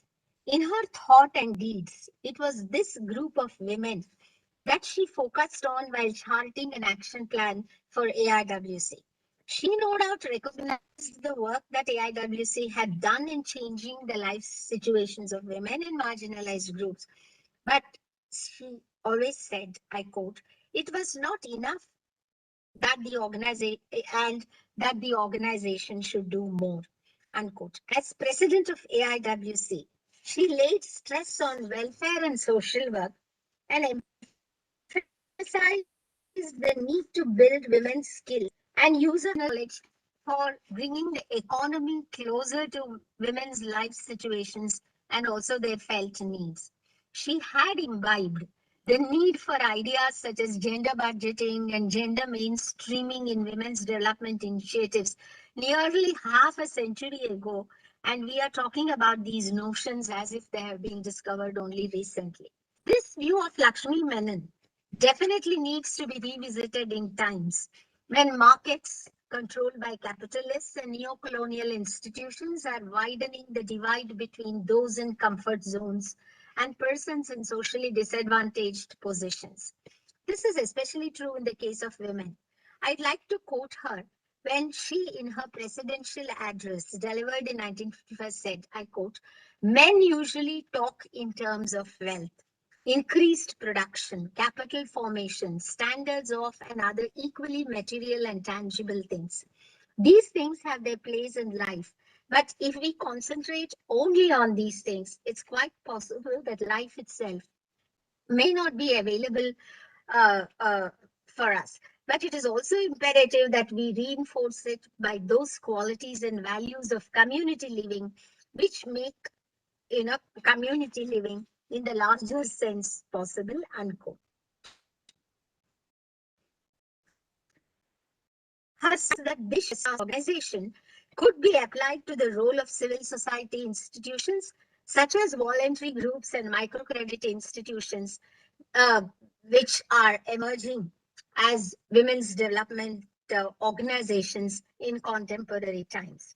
Though she had an active career in India's political life, even when she was president of AIWC, what stood out in her persona was the value she placed on inclusiveness, a concept which we are using in our discourses on social justice today.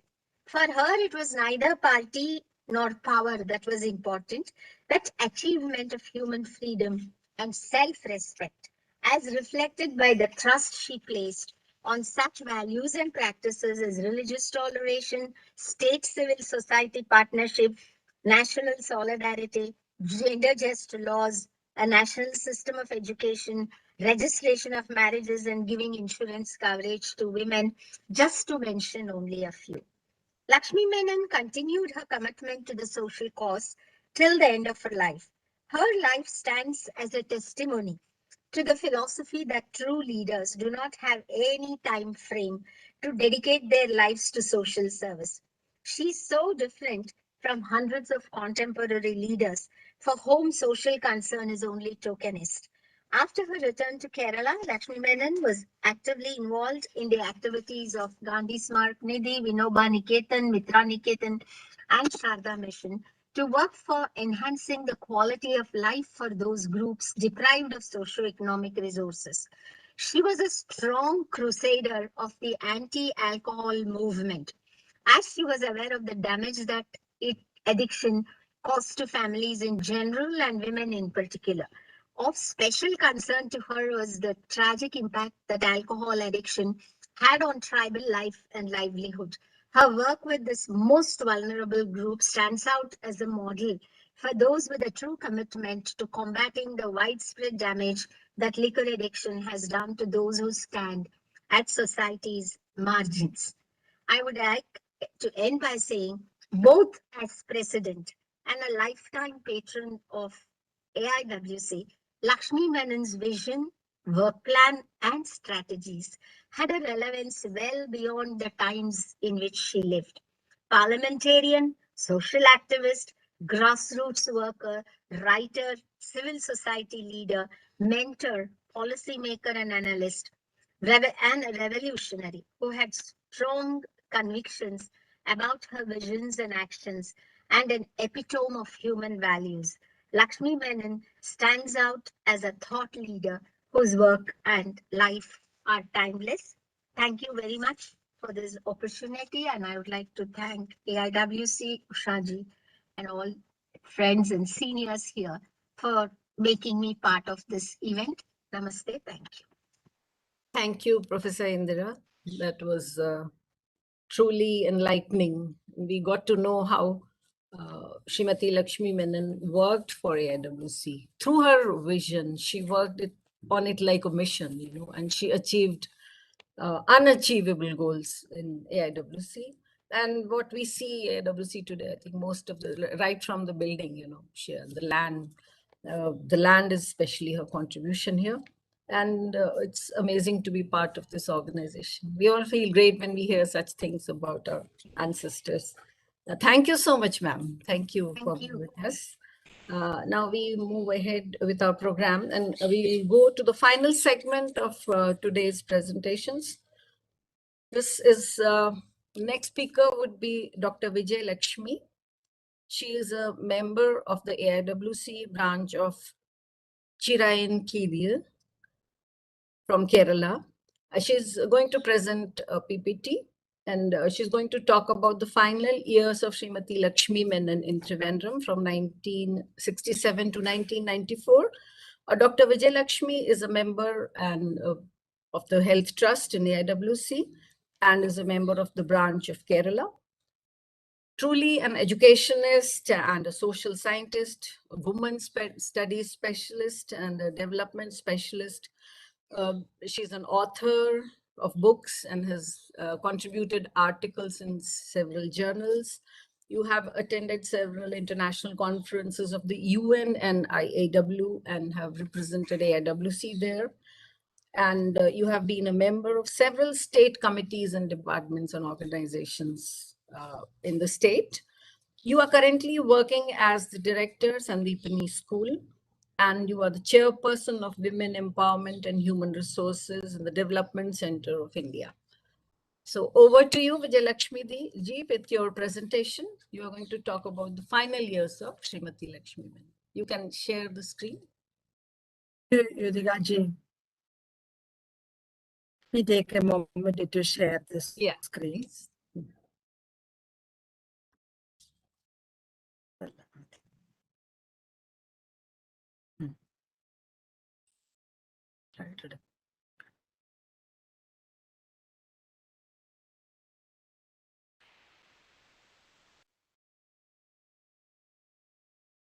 Good evening, all. Let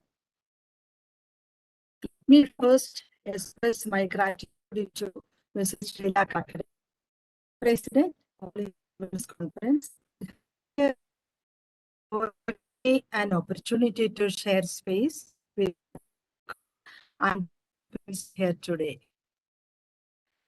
It for me personally to be part of this webinar because I had an opportunity to visit and interact with Mrs. Menon for a long period related to my PhD work. I am fortunate to enjoy hospitality many times in the beginning of 1990s. Now, our previous speakers beautifully narrated Lakshmi Menon's life journey from childhood to the end of her professional life. I tried to share her meaningful social work intervention from 1967 to 1994 after she returned to her hometown, Trivandrum. These are some of the organizations Mrs. Lakshmi and Menon actively involved in Kerala. There are many more minor and major organizations and movements Mrs. Menon involved in different times. Like organizations, Lakshmi and Menon closely associated with many personalities in Trivandrum. A very few among them are here. Due to her devotion to Gandhian principles and philosophy, soon after her arrival in Trivandrum, she joined Gandhi Smaraka Nidhi, a center for Gandhian activism and study. 3P Gobinathan Nair shared his memory in his age of 100 very clearly about Lakshmi and Menon's affinity towards women empowerment. She initiated some new activities for Gandhi Smaraka Nidhi for forming neighborhood women groups for addressing substance abuse. She always kept empathy for marginalized grassroots level women.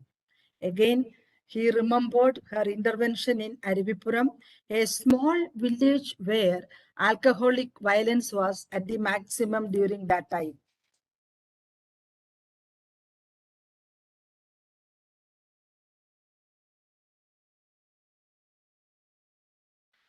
They conducted house visits and spoke to women from every household for several months. Let us see his words, Since it is in Malayalam, I can translate it into English. തിരുവനന്തപുരത്തെ പാളയത്തിന്റെ താഴെ ഒരു വലിയ പഴയ കുടുംബത്തിലെ അംഗമായിരുന്നു.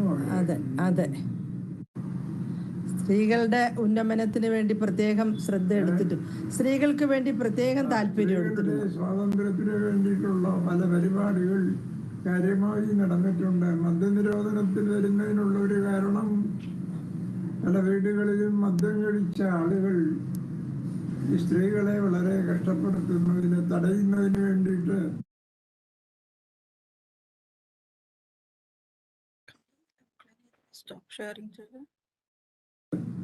അങ്ങനെയുള്ള രംഗങ്ങളിൽ പല ഘട്ടങ്ങളിലും മുന്നോട്ട് പോയിട്ടുണ്ട്. സ്ത്രീ സമത്വം, സ്ത്രീ സ്വാതന്ത്ര്യം, സ്ത്രീകളുടെ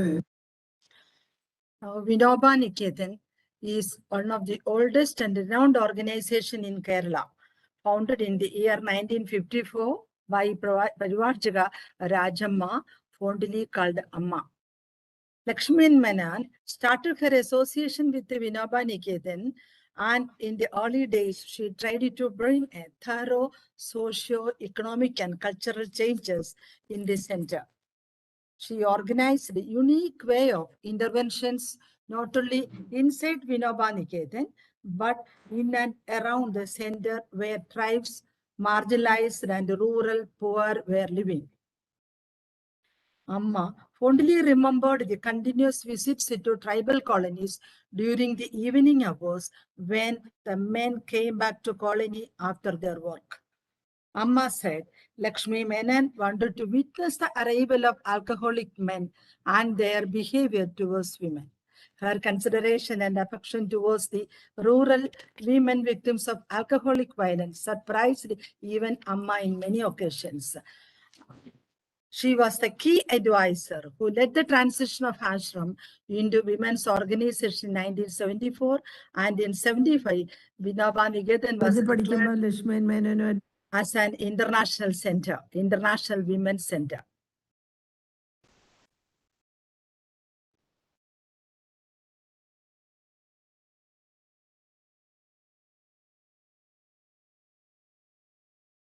Mitra Niketan is a world-renowned organization started in the year 1956 by Padma Shri Vishwanathan. Mrs. Sethu Vishwanathan, present director of Mitra Niketan, shared her memories of Mrs. Menon's association with Mr. Vishwanathan and Mitra Niketan. Lakshmi Menon was the chairperson of Mitra Niketan from 1974 to 1982. During this tenure, Mrs. Menon was instrumental in bringing many national and international programs into Mitra Niketan. She efficiently formulated strategies for implementing the programs for giving maximum benefits to the women folk. Her dream was to uplift women by providing education, employment, and livelihood support. Mrs. Vishwanathan recollected that Mrs. Lakshmi Menon's association with the Mitra Niketan was not an ornamental one. She personally visited Mitra Niketan on all important days and supervised each and every activities of the center diligently. Mrs. Sethu Vishwanathan is still emotional on recollecting the last official function Lakshmi Menon attended in their company for felicitating Mr. T.N. Session, then the Chief Election Commissioner of India. She suffered a fall at her residence after the function in the same day and was hospitalized around 20 days. This was Mrs. Menon's last official program and her final days.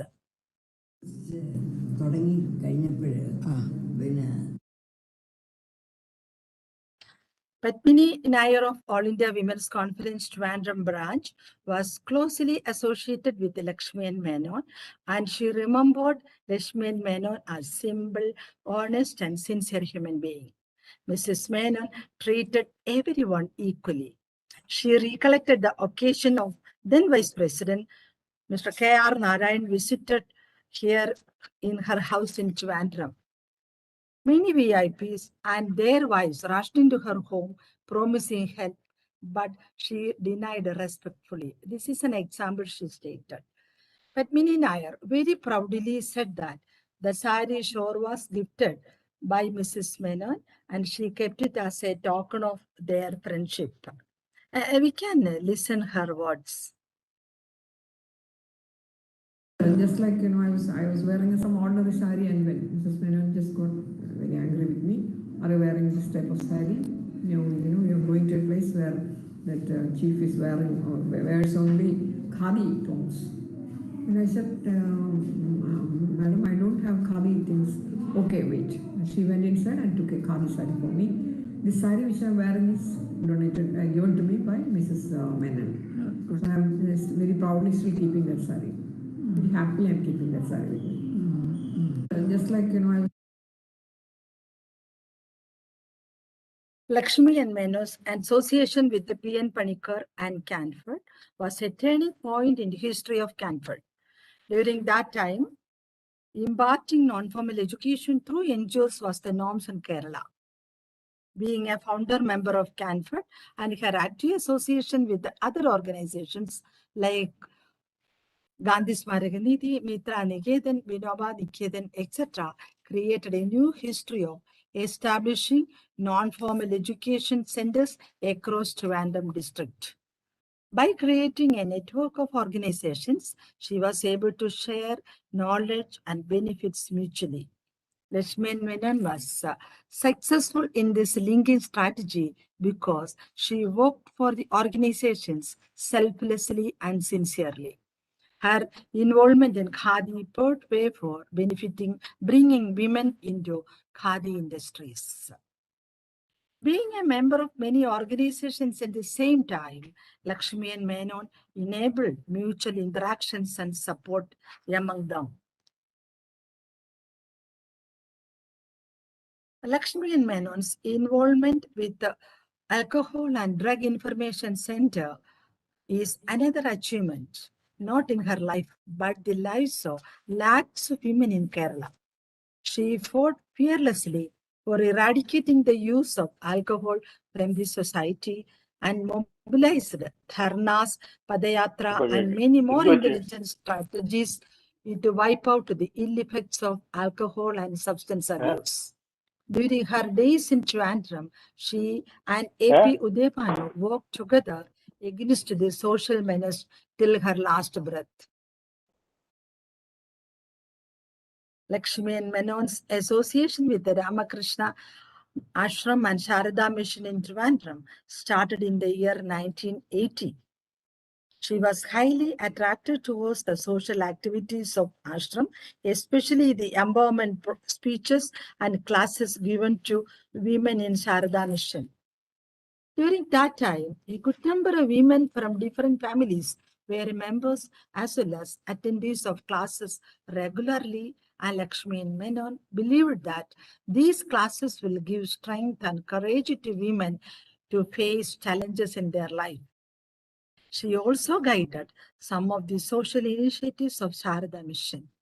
In 1993, she registered a will to donate her home and property to Sharada Mission in Trivandrum.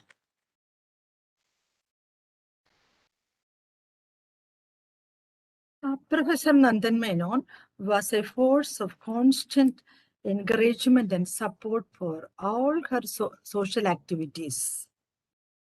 After Nandan Menon's demise, Mrs. Menon donated the vast collection of books to Trivandrum Public Library, where they have a separate session on Nandan Menon's collection.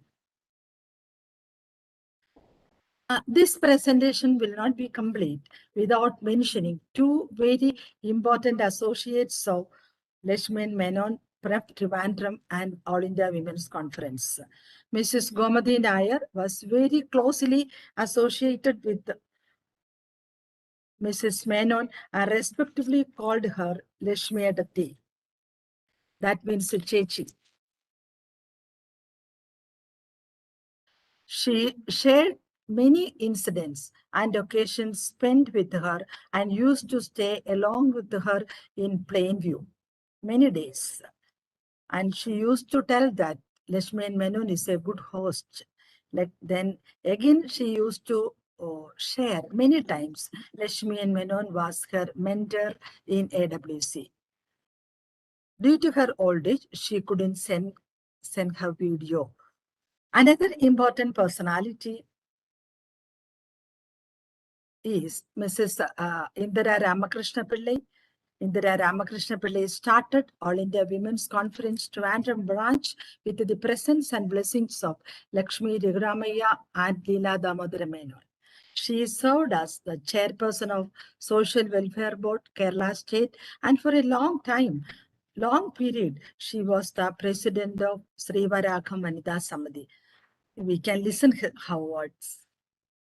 It would be better to listen her words. Namaskaram. I am happy to welcome all of you, participants of this webinar, both from All India Women's Conference and from outside. My association with Lakshmi and Menon was quite unexpected. In 1957, I accompanied my husband to Delhi to attend the concluding function of the training that he was undergoing at the Indian Institute of Public Administration, of which Professor Nandan Menon was the director then. As soon as we reached our room in the attached hostel, surprisingly there was a phone call for me, and I heard a gentle but firm voice. Indira, this is Lakshmi Menon.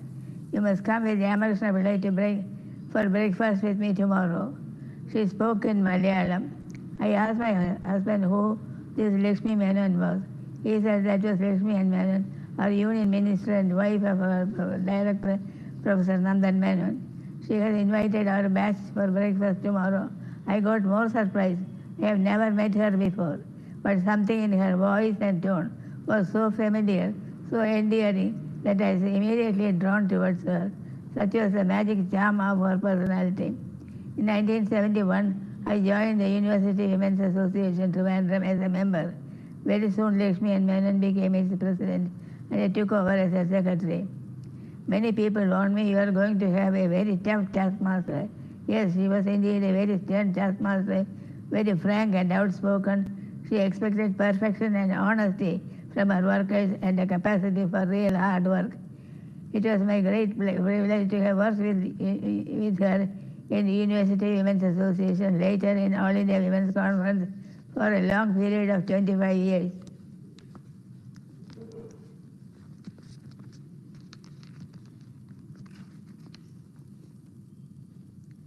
Ever since I started working with her, she was my mentor, my guru, my friend, philosopher and guide. She has touched my life in many ways and enriched it. She taught me the courage to face life with all its ups and downs. Plainview became a nice home. I frequented to share my joys or sorrows, or to seek advice at moments of crisis. Always when I stepped out of the ancient doorway framed by green creepers, I felt a different person, fully recharged with new enthusiasm, new confidence in myself, and new commitment and dedication to do my work. Mrs. Menon fought tirelessly against every injustice that she came across. It is important to recall her contributions in the society, to inspire future generations of women to rise up to the challenges faced by society today. My special thanks to Mrs. Usha Nair, who is the soul behind this presentation. Usha, your commitment to make this program a success is highly appreciable. Your support is invaluable. I thank the President, Secretary, Treasurer, Supriyaji, Yudhagaji, all for organizing this wonderful seminar for the benefit of women. Thank you all. Thank you so much. Thank you, Vijay Lakshmi. Thank you. That was such a nice presentation, and we didn't know that even after going from here in Trivandrum, she did so much work, especially her work at the Sharda mission and the spirituality and, you know, the very spirit of donating everything. That is worth emulating. I think we all should learn from this. Thank you, everyone. Thank you. I think we are at the end of the show today. And if I can see our patrons are here, someone wants to say something about, because I'm sure people today are here who have met Srimati Lakshmi Menon, and maybe they would want to recount we have some 5 minutes more so we can share some experiences. Anyone wants to say something? A comment maybe? Veena ji, Mrs. Veena Kohli. Mrs. Veena ji. Can I just add one or two points of interest which, sure, which may interest the members of AWC? It has already been mentioned that Professor Nandan Menon was the director of Indian Institute of Public Administration, which now I think is on the Outer Ring Road. They have a huge building there. But actually, IIPA was the first tenant of AWC. When AWC was allotted the property on 6 Bhagwan Das Road, it had a palatial bungalow. And since we were really hard up for money, the AWC people, they occupied just 1 or 2 rooms, and rest of the building was rented out. And it was Indian Institute of Public Administration under the directorship of Professor Nandan Menon, who had taken it on rent at that time. So we can say that even our financial position started with Professor Nandan Menon and IIPA. And then again, as Bhuvneshwari mentioned, Professor Nandan Menon's nephew was the one who was responsible for starting the Institute of Hotel Management in Pusa, which is now considered the #1 hotel management institute in India. So, Yeah. you know, these are some of the things that, you know, we see these institutions, and then now when you see it, you can recollect these connections that it has with AWC. Thank you. That is so interesting to know. That is so good that they not only gave the land, they also gave the they also put it up on. Yeah, Yeah. we never knew about this. Yes, that's truly amazing.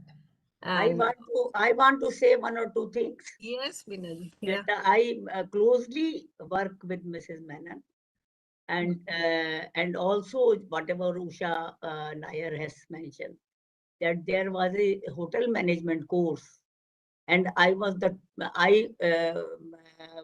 part of that thing.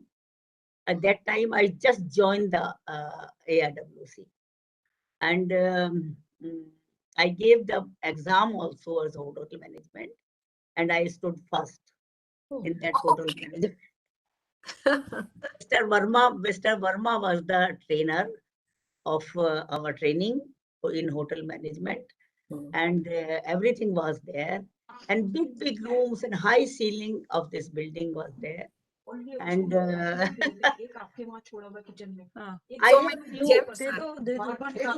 memories of that time. Few memories of that time. So many gems are coming out today from this webinar. I'm sure there are other recollections from other people here.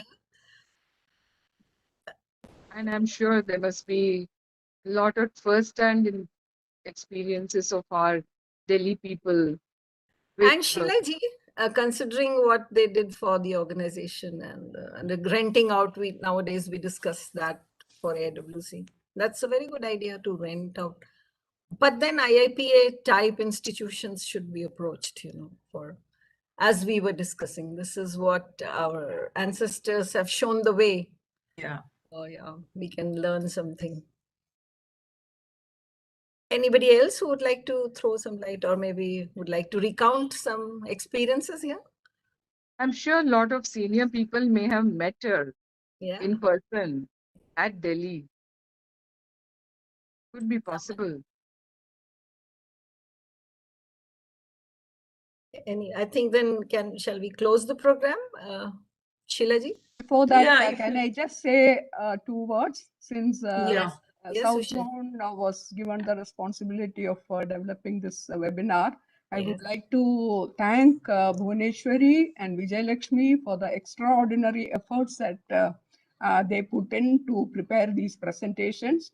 As many people had mentioned, it is very, very difficult to come across information about this great lady, because she never wanted any publicity for any of her work or for any other aspect of her life. She even refused permission to writers to write her biography. The only biography available in Malayalam came out after her demise. So, you know, it was really difficult to dig out these information, and both of them made great efforts to actually go and visit people, interview them, collect the information. And I know that for the past 1 month or so, both of them have been really engrossed in this work. And I'm grateful to Amita of Bangalore branch, because my Karnataka branches were associating with us in developing this. She gave us the contact to Professor Indira, and she is such an amazing personality. You read out her resume, you can already see that what great work she has done at the academic level, and especially with the tribal people. And now we are very happy to be in touch with her, and we have already discussed how we can take this association forward. We hope to work with her in many of the projects that we may envisage in the future. And also to Mr. It will be my honor. Yes, thank you. Ushaji, can I add one thing here? You just mentioned the autobiography, the biography. It is a biography in Malayalam. So can we have it in English with the efforts if Srimati, Professor Indra agrees? You may think of No, translating. her language is Kannada, but then I can just tell you an interesting thing. Yeah. Bhuvneshwari has done so much research into Lakshmi and Menon's work and gone into even the parliamentary debates and what have been her interventions. So just yesterday she was mentioning to me that now that we know so much about Lakshmi Menon, why don't we just collaborate and write a biography? So maybe, we'll end up doing that. Right, After all right. this research All work the that has material gone into that this. you have. Yeah. All of us together may sit together and do it. Yes. Let us see. I hope that the God blesses us to take this forward. Because there is a rich amount of information that is available, but it is not all put in one place. So it's very difficult for anybody to study Lakshmi and Menon. We have also submitted proposals to the University of Kerala to bring out a monograph on her and also get PhD students to take up studies about her. And we have offered that all the material that we have available in the MCM library can be made available to them. So let us hope that we are able to take this forward. So thank you, all of you, Sheila Kakreji. Thank you very much, Usha. Supriya, all of you. And thank you. Supriya has done I a great really job. feel so happy that I could give this work to you people and you have done the best of it. Wonderful job done. Thank you so much. Thank you. Wonderful job done. For the formal vote of thanks now, I would like to Yes. invite our Joint Secretary, Mrs. Supriya Bhalirao, for the formal vote of thanks. Yes, Supriya? yes. Thank you. Thank you, Yutika. Can you hear me? Yes. Good evening, all. And this is Supriya Bhalirao, Joint Secretary, AIWC, delivering the formal vote of thanks for today's webinar on our past President, Padma Bhushan Lakshmi Nandan Menon. And this day happens to be her death anniversary. And remembering her is feeling so good. Firstly, I thank Mrs. Sheila Kakre, our President of AIWC, for initiating this webinar series on the past presidents to know about their personal lives and their enormous social work. This has given us the opportunity to get to hear some of the eminent speakers all along and the concerned branches where these presidents belonged got a chance to do a lot of extraordinary work and present it in the form of the research outcome. We are feeling very happy about it. This has led into the amazing inspiration all of us have received. This is going to prove us useful in the long run. Thank you, Sheila ji. I also thank Kuljit ji, our Secretary General, and thank you, Rehana ji, our Treasurer, for their complete involvement in this, which is really mattering. I thank our guest speakers now. Firstly, I would thank the relatives of Mrs. Menon, Mrs. Shanta Prahlad, Mrs. Menon's nephew's wife, Mr. V.K. Achyut Menon, Mrs. Lakshmi N. Menon's nephew, 3 grandchildren of Lakshmi Narayan Nair, who was a cousin and close friend of Mrs. Lakshmi N. Menon, and Mrs. Lakshmi. Those 3 are Mrs. Lakshmi Ravindran, Mr. Madan Venugopal, and Sri Lakshman for sharing their personal experiences. Thereafter, actually, we are very fortunate to have Mr. T.P. Srinivasan from Indian Foreign Service, ambassador and diplomat, for giving us that excellent insight into the Minister Lakshmi N. Menon's work as a spokesperson of India, as an advisor to the Prime Minister. We are very, very fortunate to have him today with us. Thereafter, I thank Usha Nair ji specially for presenting Shashi Tharoor's video, giving us the information on Lakshmi N. Menon's remarkable work at the United Nations. And I thank Professor Indira Ramarao from Mysore University for giving us a very nice information on Mrs. Lakshmi and Menon's work as AIWC President. I now thank our own AIWC sisters who have done superb work of collecting information and presenting it in flawless manner. Firstly, Mrs. Usha Nair for putting an amazing agenda together for this webinar and arranging the speakers and the relatives of Lakshmi and Menon and guiding the entire team till the end of members actually. I thank Mrs. Bhuvneshwari Ravindran for preparing that wonderful PowerPoint presentation and presenting it so well. I thank you for going around to the relatives' houses, Bhuvneshwari ji, for recording and presenting the videos of all the relatives of Lakshmi and Menon. And last but not the least, Dr. Vijay Lakshmi for producing that excellent PPT, including those video bits with and presenting it to us, which is actually, we are very fortunate to have, you all putting in work together and we getting to view them. Thank you so much. Now I thank our patrons, Mrs. Beena Jain and Mrs. Veena Kohli, who are always present at this one and all the other webinars, which is really a mark of encouragement to the series. Thank you both, ma'ams. I thank all the vice presidents present here today, and I thank all zonal organizers and all the members in charges attending this particular session. I thank all the guests who are present with us and you all, without whom this program can't be complete. Last and not the least, our own Dr. Yutika, MIC of MCM Library, for being a great host. Yutika, thank you so much. And all the participants I thank again. I announce that the webinar ends here, but you can continue chatting. Yeah. And remember 24th December. Yeah, 24th December. We are going to have Mrs. Raksha Sharan and Srimati Meetan Lam, together in one seminar on 24th December. See you there, and we sign out here. Sheila ji and the AWC member, it was an excellent program and hearty congratulations, Usha. Very, very well organized. Thank you all so much. It was so wonderful. Thank you, Padma ji. And we meet again on 24th. Usha is always wonderful, whatever she does. Thank you, Kuljit ji. You are part of the team. You are a team. Thank you. Bye-bye. Thank you, Sheila ji. Thank you, Usha ji. Thank you. Thank you. Thank you, Usha ji. Fantastic. Vijay Lakshmi. Fantastic program.